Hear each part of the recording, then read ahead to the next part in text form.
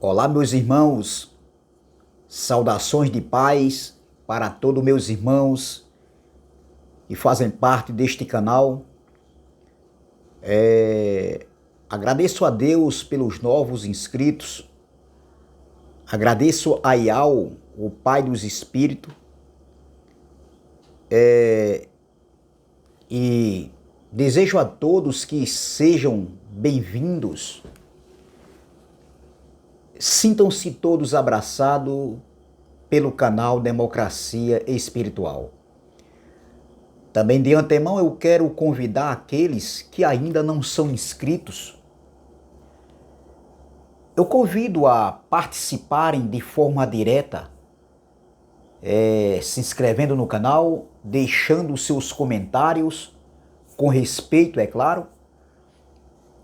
Se não for com respeito, eu não vou responder nenhum comentário. E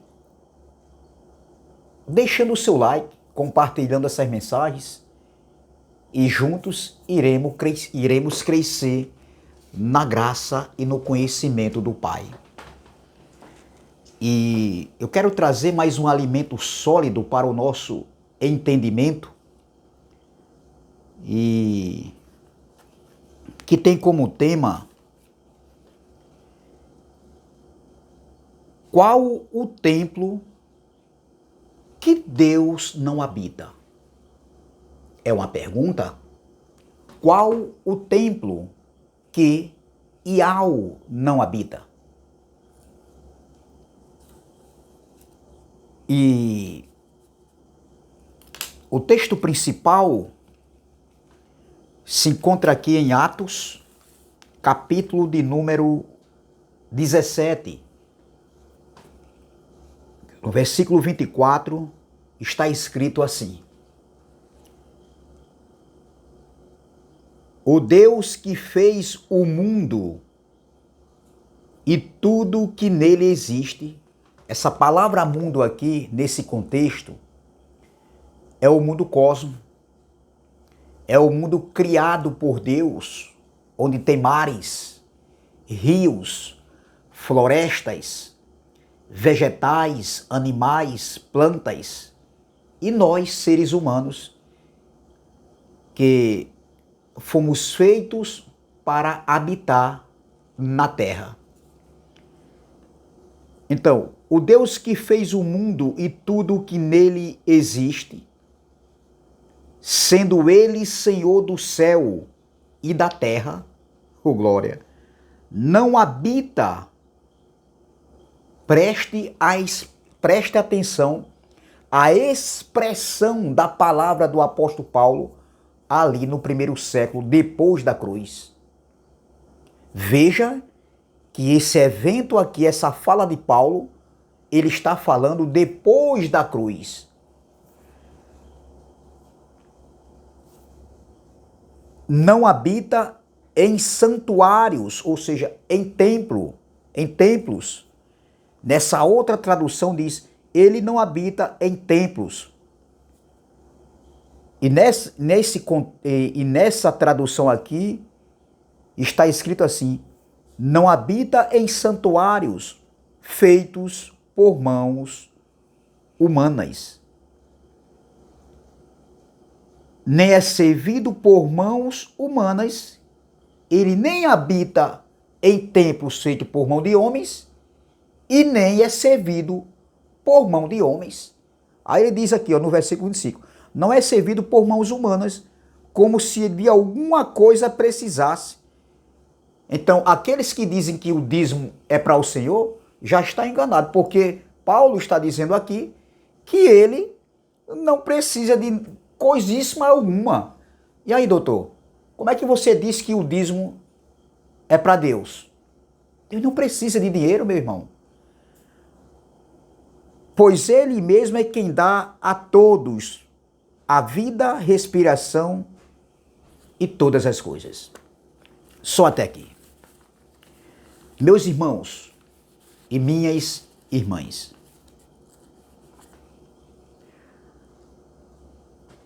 o sistema religioso manipulador, fraudulento, desonesto, eu vou sempre estar falando isso, porque é a realidade do sistema religioso evangélico, da religião evangélica.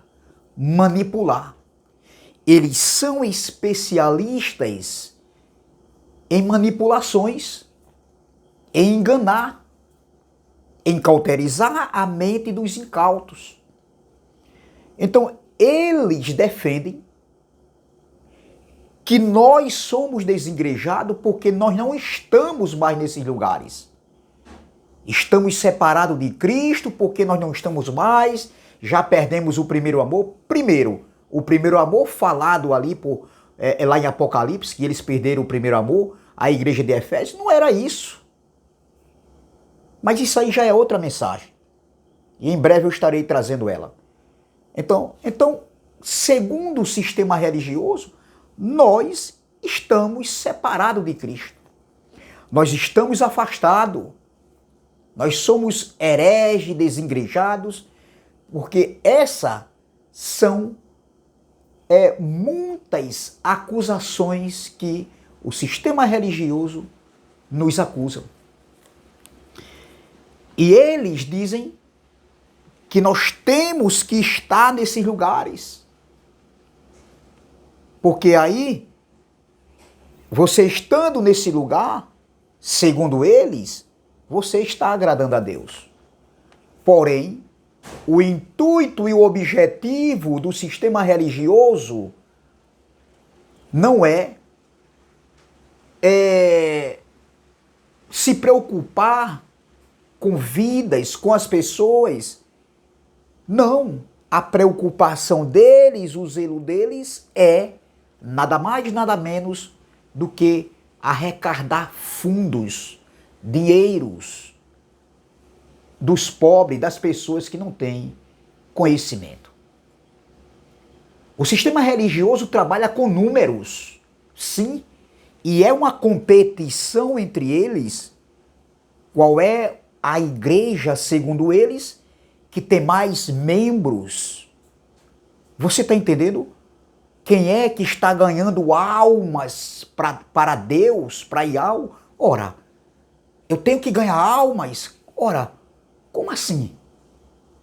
Tem muitos aí que se dizem que estão em graça, que diz que foi um plano, foi uma escolha antes da fundação do mundo, e diz que tem que ganhar. Ah, eu ganhei almas, eu ganhei tantos.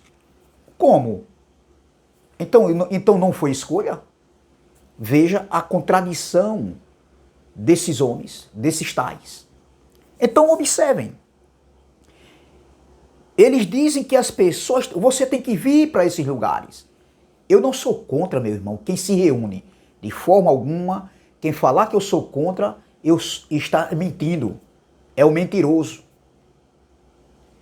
Eu não sou contra a reunião. Eu desejo, eu almejo me reunir. Porém, se for num lugar que traga uma palavra limpa e pura, cristalina, que é o Evangelho da Graça, meu irmão. E não mistureba.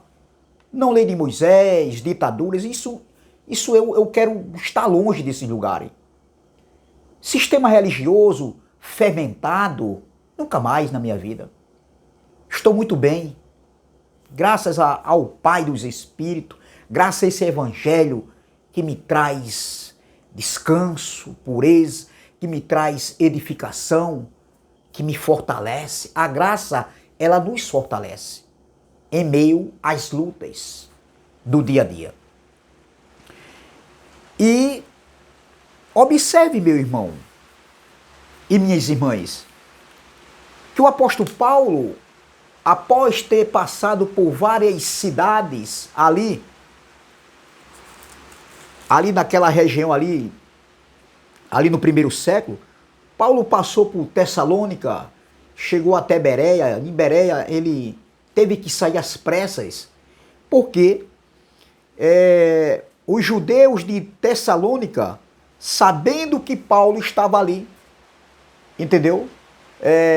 Em Bereia. Então, os judeus, eles foram até aquela região ali onde Paulo se encontrava em Bereia. E esses judeus, eles foram excitar. Eles foram com o objetivo de colocar o povo de Bereia, daquela região, contra o apóstolo Paulo. Porque é isso que o sistema religioso evangélico sabe fazer. Colocar as pessoas contra nós. Colocar as pessoas uns contra o outro. Uns contra os outros. E isso não é procedimento de quem está em graça. Isso não é comportamento e atitudes de homens e de mulheres que se dizem que tem Deus, que tem o Espírito Santo. Entendeu? Então, observem. Então, Paulo tem que sair às pressas para Atenas. E lá ele deixa Timóteo e Silas. E Paulo chega agora na cidade de Atenas. A cidade de Sócrates. A cidade de Platão, de Aristóteles. O berço da filosofia grega. E Paulo, o espírito de Paulo fica constrangido de ver tanta idolatria naquela cidade. E Paulo, ele é levado por dois grupos de filósofos da época, os estoicos e os epicureus. E Paulo é levado ao Areópago, um lugar onde eles resolviam ali os problemas da religião, da política, né? E Paulo, ele tem a oportunidade de falar daquele assunto que Paulo chegou naquela cidade instruindo, ensinando, tanto nas praças como nas sinagogas. Está escrito aqui em Atos capítulo 17. E esse grupo de filósofos, epicureus e estoicos leva Paulo ao Areópago e pede explicações. Naquela cidade estava acontecendo rumores e o assunto não era outro, a não ser Cristo e a ressurreição.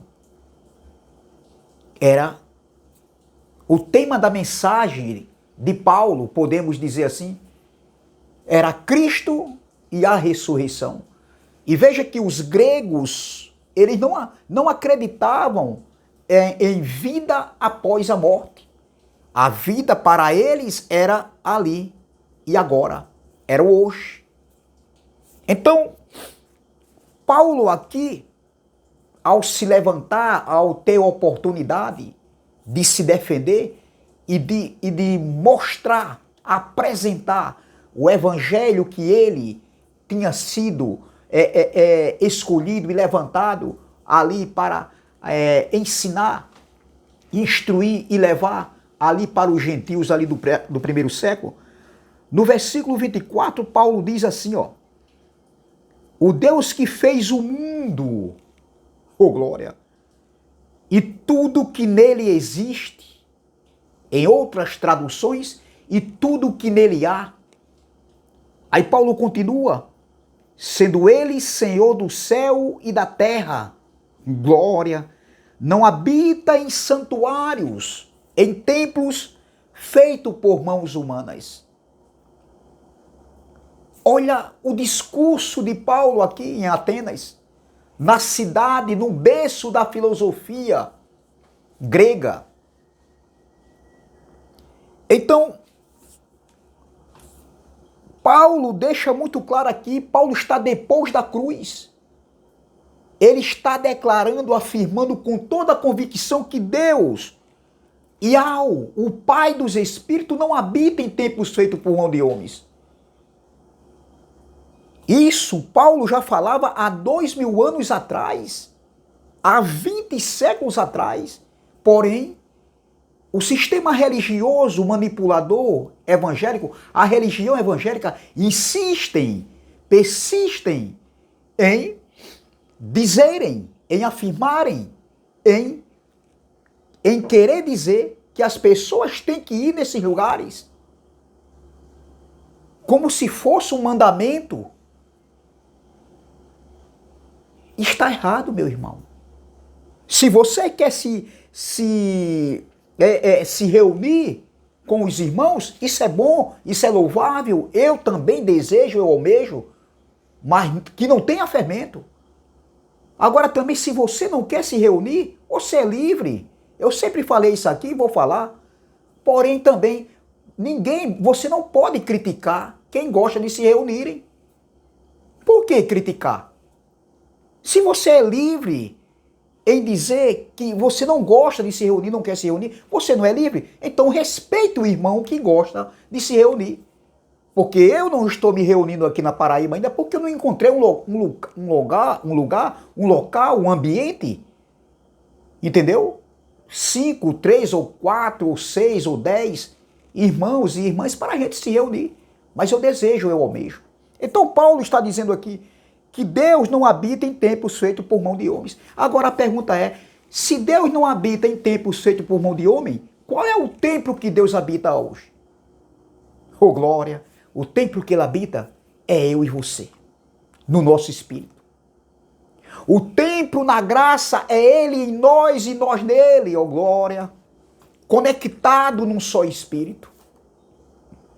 Então, o templo que Deus não habita é esses templos de pedra, porque o templo que era de pedra do primeiro século, o único templo que existia ali, até nesse período aqui que Paulo se encontrava em Atenas, aqui no Areópago, quando ele falou que Deus não habitava em templos feitos por mão de homens, o único templo que existia, o templo bíblico, ele foi destruído, porque em Mateus 24, no versículo 1, Jesus está saindo do templo. Entendeu? Jesus está saindo do templo com os seus discípulos. E os discípulos apresentam e mostram o templo para Jesus e dizem, ó, tá vendo ornamentos? Mestre, que ornamento, que beleza. Jesus olha para eles e diz assim para Pedro, Tiago e João e diz, tá vendo tudo isso? Em verdade vos digo, em verdade. Quem mente é os líderes religiosos de hoje. Quem mente são os pastores.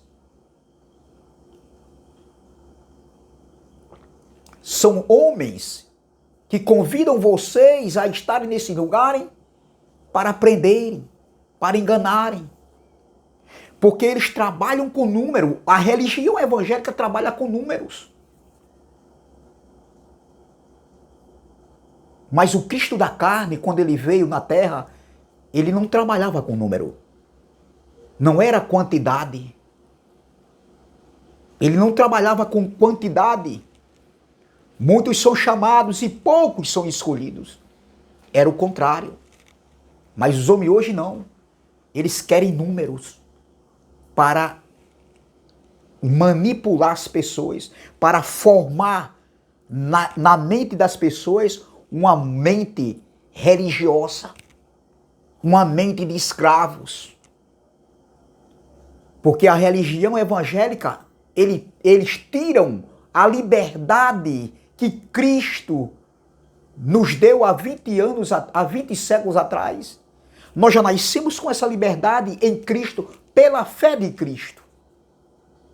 Eles tiram a liberdade de expressão, eles tiram a liberdade das pessoas para colocar suas regras, suas ditaduras, suas ordens. Você tem que fazer isso, você não pode fazer isso. É isso que eles fazem. Então, se Deus não habita em templos feitos por mão de homens, já falado pelo apóstolo Paulo há 2000 anos atrás, qual é o templo que ele habita? Habita hoje na lei, na graça, no templo da graça, no evangelho eterno. Ele habita no meu e no seu espírito. Oh, glória! E nesse templo, esse templo nunca será destruído. Porque o templo é espiritual. É o Pai em nós e nós nele, ô glória. É o Pai conectado com o Filho, o Pai dos Espíritos, conectado com o Espírito dos filhos, ô glória. E onde está o Espírito do Senhor, aí a liberdade, ô glória, a liberdade em nós. Nós não somos presos a homens, a dogmas, a ditaduras, a regras. Nós não somos guiados por homens.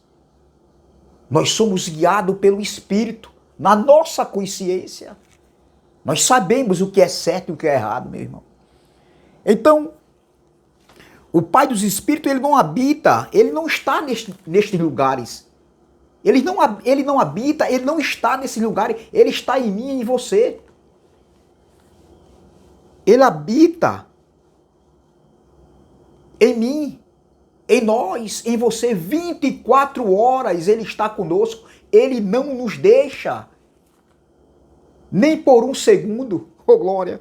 Então, na nova aliança, o templo não seria mais de pedra, o templo seria no Espírito, pela fé de Cristo. Somos o templo de Deus e esse templo vale muito mais, meu irmão. Esse templo vale muito mais do que todos os templos feitos de pedras. Esse templo vale muito mais do que todas as catedrais do mundo, meu irmão. Esse templo é eu e você, no nosso espírito. Glória a Deus.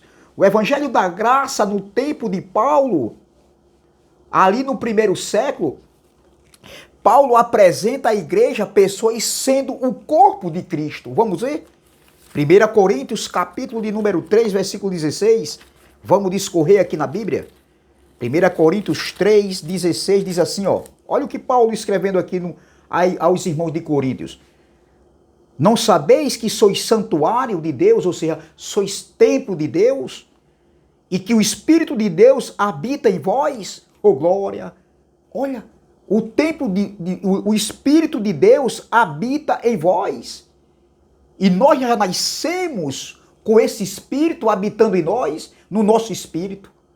Outra passagem aqui, 1 Coríntios capítulo 6, versículo 19, mais na frente, e o 20. Acaso não sabeis que o vosso corpo é santuário do Espírito Santo, que está em vós, o qual tendes da parte de Deus e que não sois de vós mesmos? Porque fostes comprado por preço. Ó, porque foste comprados por preço. Agora, pois, glorificais a Deus no vosso corpo. Que maravilha, meu irmão. Outra passagem aqui se encontra em 2 Coríntios capítulo 6, versículo 16. Vamos lá? 2 Coríntios capítulo 6, versículo 16. Olha o que Paulo diz ali para a igreja de Coríntios, para aquela comunidade, aqueles irmãos. Que ligação há entre o santuário de Deus e os ídolos? Porque nós somos santuários do Deus vivente. Como ele próprio disse, habitarei, ó glória, e andarei entre eles. Serei o seu Deus e eles serão o meu povo. Olha o que Paulo está dizendo aqui. Habitarei e andarei. Ou seja, esse habitar e esse andar seria no templo de pedra ou no templo, no nosso espírito? Ele está habitando conosco no nosso espírito? Ele está habitando e está andando. Paulo diz, habitarei e andarei entre eles. Serei o seu Deus e eles serão o meu povo. Oh, glória! Que palavra, meu irmão. Outra passagem aqui, Hebreus 2, 21. Hebreus 3, 16. Vamos lá. Desculpa, Hebreus 3, 6. Olha o que Paulo escrevendo aqui. Eu acredito que foi Paulo. Olha o que ele diz, ó. Cristo, porém, como filho em sua casa, a qual somos nós, se guardamos firme até o fim a ousadia e a exaltação da esperança. Paulo falando ali para aqueles irmãos, os hebreus. Então, observem, Cristo, porém, como filho em sua casa, a qual somos nós. Então, a casa de Deus, o templo de Deus hoje, é no Espírito, é na nossa consciência. O que foi que ele falou para aquela mulher samaritana? Veja, vamos lá. João, capítulo de número 4, no versículo 19 em diante, diz: Senhor, disse-lhe a mulher, vejo que tu és profeta, nossos pais adoravam neste monte, vós, entretanto, dizeis que em Jerusalém é o lugar aonde se deve adorar? Disse-lhe Jesus, mulher, podes crer que a hora vem, quando nem neste monte, nem em Jerusalém adorarás o Pai. Vós adorais o que não conheceis, nós adoramos o que conhecemos, porque a salvação vem dos judeus. Mas vem a hora, e já chegou, em que os verdadeiros adoradores adorarão o Pai em espírito e em verdade, porque são estes que o Pai procura para seus adoradores. Deus é espírito, oh glória, e importa que os seus adoradores o adorem em espírito e em verdade.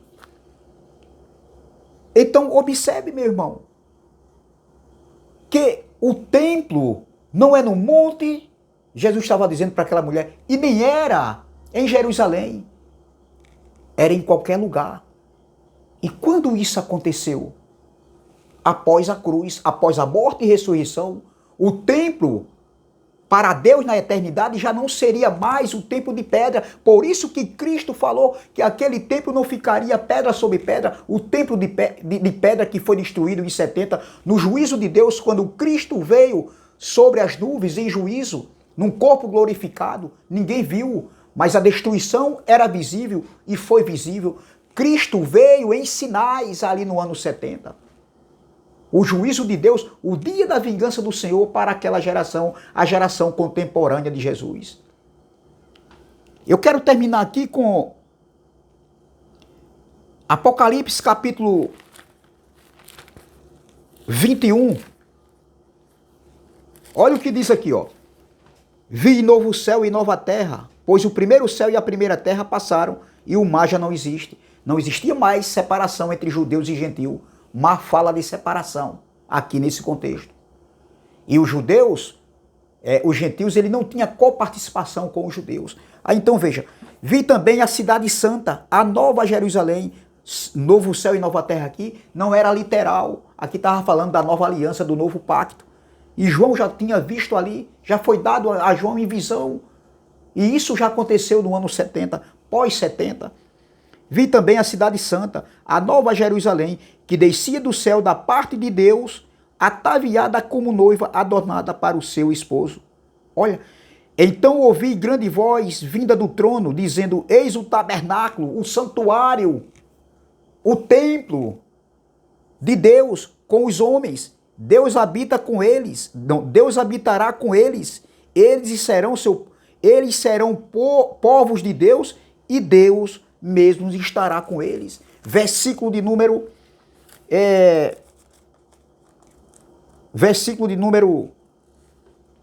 9. Vamos lá?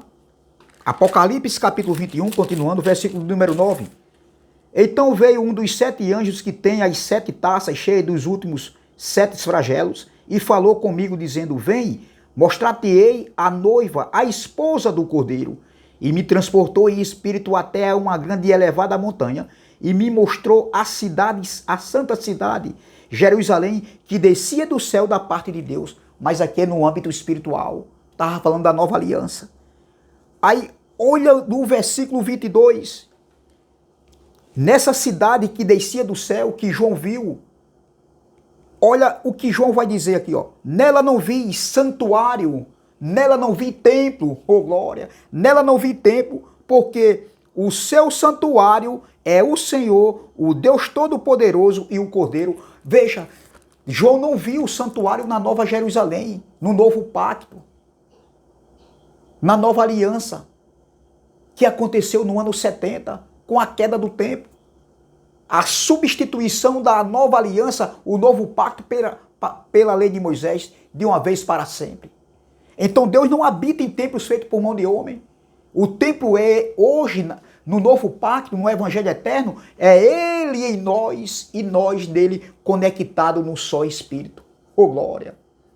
Que maravilha, meu irmão. Então o templo que Paulo falou que Deus não habita é o templo de pedra. Ele habita hoje. O Espírito do Pai habita no nosso espírito. E nós somos casa espiritual, nós somos templo e morada do Espírito Santo no nosso espírito. Então, olhe, voltando aqui, eu quero terminar, vou ler novamente Atos, capítulo de número 17, versículo 24. O Deus que fez o mundo e tudo que nele há, sendo ele Senhor do céu e da terra, não habita em santuários feitos por mão de homens, nem é servido por mãos humanas. Ele não precisa de mim para nada. Ele não é servido por mão de homens. Ele não precisa do teu dinheiro nem do meu dinheiro. Quem precisa é os pastores para se enriquecerem. Por isso que eles querem números, maior quantidade de pessoas nesse lugar. Nem é servido por mãos humanas como se de alguma coisa precisasse, pois ele mesmo é quem dá a todos a vida, respiração e todas as coisas. Então, na Nova Jerusalém, no novo pacto, no novo céu e nova terra, João não viu o templo. Por quê? Porque o templo é ele. É ele em nós e nós nele. Amém? Graça e paz, graça eterna. E até a próxima, se Deus assim o permitir. Se inscreva no meu canal, o canal Democracia Espiritual. Deixe seu like, compartilhe essas mensagens e vamos que vamos crescer na graça e no conhecimento do Eterno. Se inscreva também no canal do irmão André Palhares, canal MDCG, e do canal Ivanilton Cruz, canal Guerreiro da Fé. Graça e paz, graça eterna, e até a próxima, se Deus assim o permitir. Amém? Graça e paz.